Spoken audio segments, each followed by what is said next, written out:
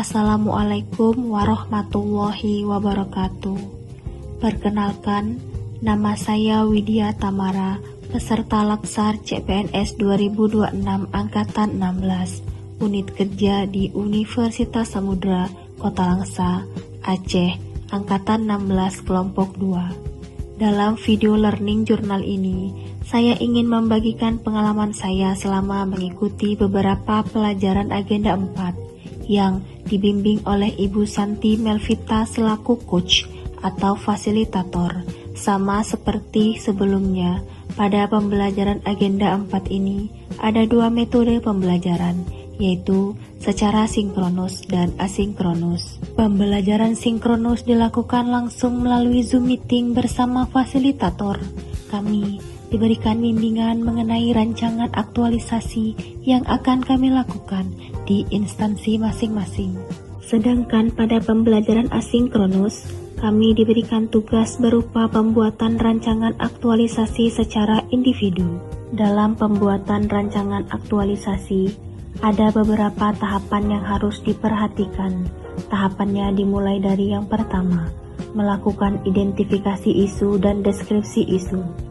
Tahap ini dilakukan dengan terlebih dahulu mengamati dan memahami kondisi nyata yang sedang terjadi di unit kerja. Dari proses pengamatan tersebut, peserta dapat menemukan beberapa permasalahan yang relevan untuk diangkat. Selanjutnya, isu-isu tersebut dianalisis berdasarkan kondisi aktual di lingkungan kerja dengan memasukkan fakta maupun data yang mendukung, sehingga menghasilkan gambaran yang jelas dan terukur mengenai permasalahan yang ada. Yang kedua adalah penetapan isu. Tahapan ini dilakukan untuk menetapkan beberapa isu menjadi core isu atau isu utama dengan menggunakan teknik tapisan isu, APKL dan USG, di mana APKL digunakan untuk menentukan isu yang relevan dan penting untuk dianalisis lebih lanjut, sementara USG digunakan untuk menentukan prioritas isu yang harus ditangani terlebih dahulu. Selanjutnya adalah tahapan analisis faktor penyebab isu. Tahap ini dilakukan dengan metode analisis fishbone, sehingga didapatkan beberapa faktor penyebab isu utama dan dampak yang terjadi jika isu tersebut tidak segera diselesaikan. Tahap selanjutnya yaitu gagasan kreatif penyelesaian isu. Pada tahap ini, peserta diminta membuat gagasan kreatif untuk memecahkan suatu isu yang diharapkan nantinya dapat memberikan solusi praktis terhadap isu tersebut. Kemudian, tahapan penyusunan matriks rancangan aktualisasi. Pada tahap ini, dilakukan pembuatan beberapa rancangan kegiatan yang akan dilaksanakan, diikuti dengan beberapa tahapan kegiatan aktualisasi dalam penyelesaian isu tersebut, dikaitkan juga dengan nilai-nilai dasar ASN berakhlak. Pembuatan matriks ini berperan penting untuk merancang kegiatan agar lebih terstruktur. Setelah itu, dilakukan penyusunan jadwal pelaksanaan kegiatan aktualisasi. Tahap akhir dari proses ini adalah penyusunan final rancangan aktualisasi, di mana dokumen ini memuat seluruh hasil identifikasi, analisis, gagasan, dan rencana kegiatan yang sudah disusun dengan lebih rapi. Dalam penyusunan laporan, saya memperoleh banyak arahan serta masukan dari mentor dan coach yang sangat membantu dalam proses penyusunan.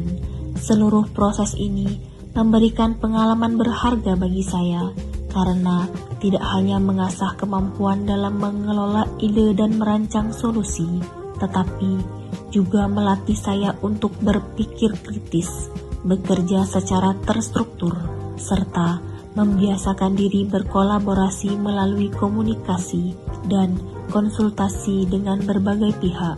Selama penyusunan rancangan aktualisasi, saya rutin melakukan konsultasi bersama mentor dan coach untuk mendapatkan arahan dan masukan. Dari diskusi tersebut, saya mendapatkan penyempurnaan terhadap analisis isu, penyusunan matriks kegiatan, laporan rancangan aktualisasi, sampai persiapan seminar rancangan aktualisasi. Selama agenda 4, Beberapa tahapan telah berhasil diselesaikan, mulai dari identifikasi isu, analisis masalah, penyusunan rancangan aktualisasi, dan penyusunan bahan seminar. Seminar rancangan aktualisasi juga telah dilaksanakan dan dilanjutkan dengan revisi laporan berdasarkan masukan mentor, coach, dan penguji. Juga revisi laporan sudah dikumpulkan. Pada akhirnya, seluruh rangkaian kegiatan ini menjadi bekal penting bagi saya dalam mempersiapkan diri untuk menjadi seorang ASN yang profesional.